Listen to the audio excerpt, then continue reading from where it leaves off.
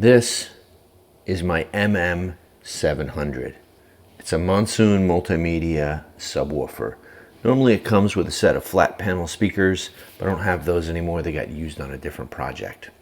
It's small and it produces excellent bass. My lady hates this thing. She says the bass is too loud. It has these hard plastic feet right here. So we want to replace these with some soft rubber feet so we can still have good bass sound, but so that it's not transmitted throughout the entire house and it keeps her happy. That's important. My name is Eric Strebel. I'm an industrial designer. Welcome to my channel about product design and making.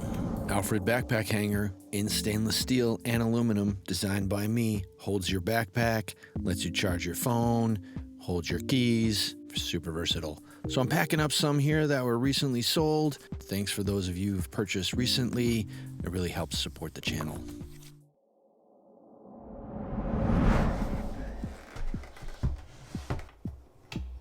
First things first, let's remove the feet from the existing subwoofer. Even though I only need one to cast, let's take them all off. This is a very simple part. Simple straight pull part. There's no undercuts or no slides in the original manufacture of this. So very simple to make.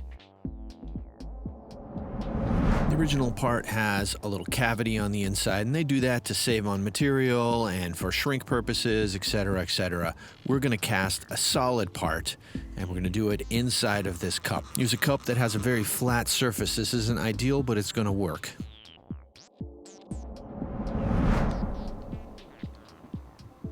I'm using Silicone Inks GI 1040. Don't ask me why I put the activator in the mixing cup first. I just did. Then I'm adding the silicone on top of that, metering out the right amount, and we'll mix it up really good. And of course, this is where the air is introduced into the silicone through the mixing process.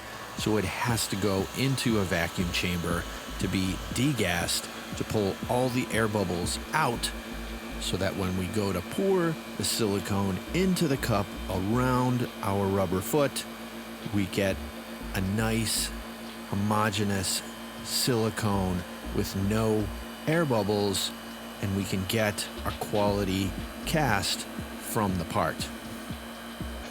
Probably takes about 10 minutes for the silicone to degas. We'll let the air back into the tank, and we're going to pour the silicone into the cup.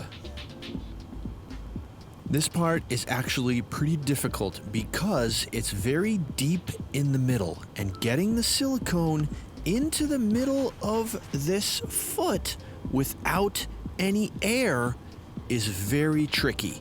And so I let the silicone flow into the middle just a little bit at a time, so it flows down into the bottom of this opening, and so that we don't trap any air.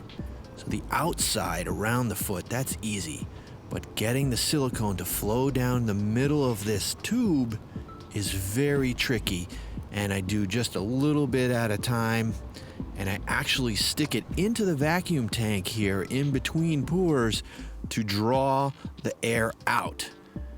And I do that at about half vacuum. And then at the end, I stick it on the vibration table to vibrate out any additional bubbles that might be in the silicone.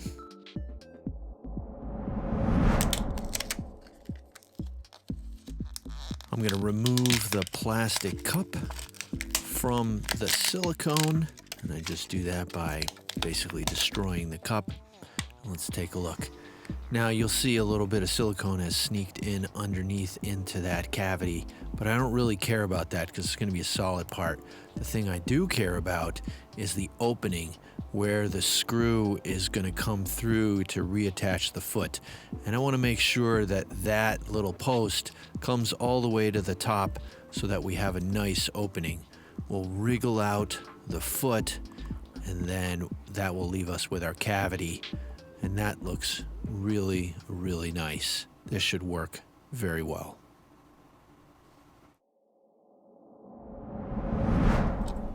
I'm using BJB's CF AM80 flexible urethane. This is a Shore A80 hardness flexible urethane rubber, and I'm adding some black so I can tint the part and make the feet black.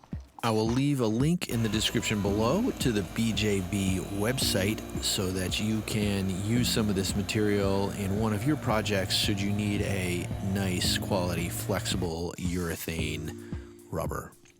I am tipping the tool at an angle, maybe 10 degrees, and I'm pouring from one location so that the urethane flows in and I get a good quality part.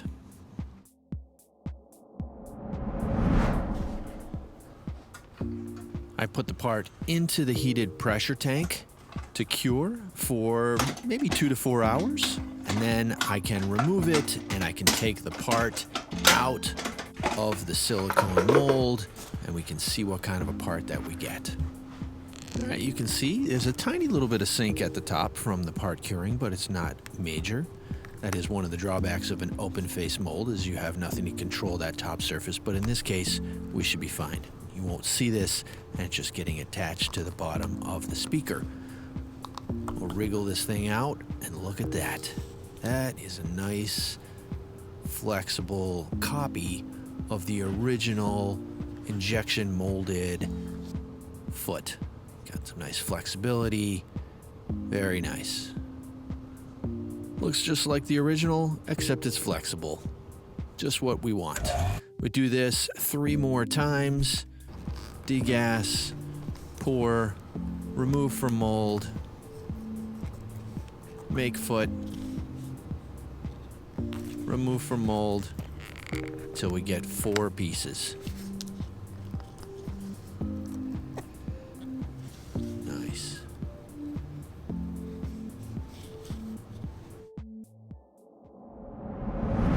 I got my nice squishy rubber feet, and I'm going to put them back onto the subwoofer the exact same way I removed them, by putting the screw down the middle. Probably should put a tiny little washer in there since the parts are squishy at this point, but I think we'll be just fine. And you can tell just from that how much that dampens the weight of that unit. The only thing that remains at this point is to install the system in my new office, and I'll be revealing a little bit more about that in some future videos. But I got this subwoofer hooked up to these little Bose speakers, and they sound really good. Now, I know this whole thing is pretty difficult to quantify. Sound is definitely something that's tough to convey on YouTube through audio without actually hearing it, so you'll have to take my word for it. It definitely reduces the bass transmission a little bit, and that's good. Sounds nice.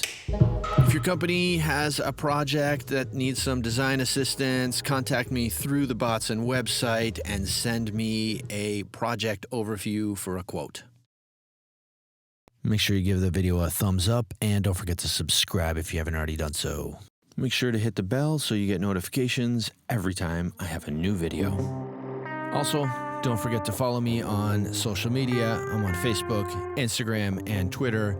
Links in the description below and on the channel page. Rock on.